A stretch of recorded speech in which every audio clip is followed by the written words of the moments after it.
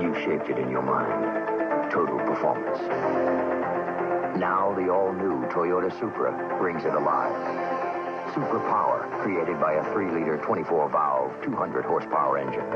Super Suspension, racing type, double wishbone, fully independent. Super Cockpit, where you perform. The new Toyota Supra, performance without compromise. Now the Supra dynasty begins. Who could ask for anything more?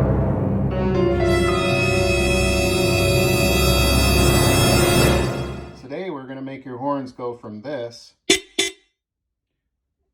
to them sounding like this. All right, I'm here to share with you a little option that you might want to consider for upgrading your Mark III Supra horn, or should I say clown car horn, to make it sound a little more impressive to match the looks of your car. And be a little louder and safer, of course, when you're wanting to get somebody's attention. While at a junkyard, came across a BMW that was in pretty rough shape, and I just saw these horns sitting there. So I decided to pick them up. Got one just kind of mocked up right here. Just to show you though, I left this one out so you can kind of see the bracket that I made. Basically an L bracket. I don't know, I think this came with some kind of hardware kit that I had. I did bend them slightly to get the right angle that I wanted. So if you do have rainwater coming in, they will be facing down a little bit. It's got a pretty good angle, and I have an upgraded horn power wire. I would not recommend using the factory wiring with these. They do draw a fair amount of current, much more than the factory ones would, probably about twice as much. So you definitely want to upgrade your power wire.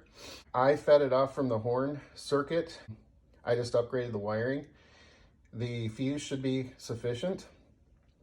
I also wanted to just say that if you do get these from the junkyard, that you cut the leads as long as you can. And I cut both of these leads as long as I possibly could. I might have to extend one of them. Now, these are FIAMMs, which is a pretty decent name. You know, BMW has a pretty distinct sounding horn that I actually like. So, and I have hooked these up and I made sure that they work. I think, again, I got these for free from the junkyard. I think that they just kind of threw them in with everything I bought. They didn't really care.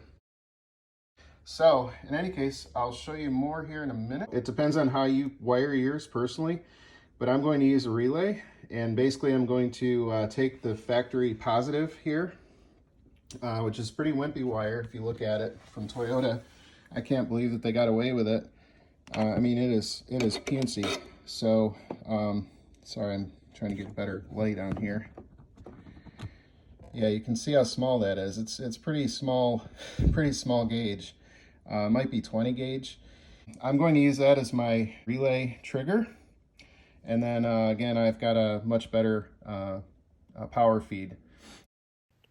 Now is time to extend any wires that are too short and use a waterproof heat shrink, and also use a waterproof relay and socket system. In this case, I extended the tab on the relay holder so that it could fit into place, and I fitted the wiring to make sure that it would reach. This is the finished job. This is the relay. I just mounted it on a little metal standoff right here. I wire loomed it all. I'd like to thank you for viewing this video today. Please provide a like, and if you like this content and would like to see other similar content, please subscribe to my channel.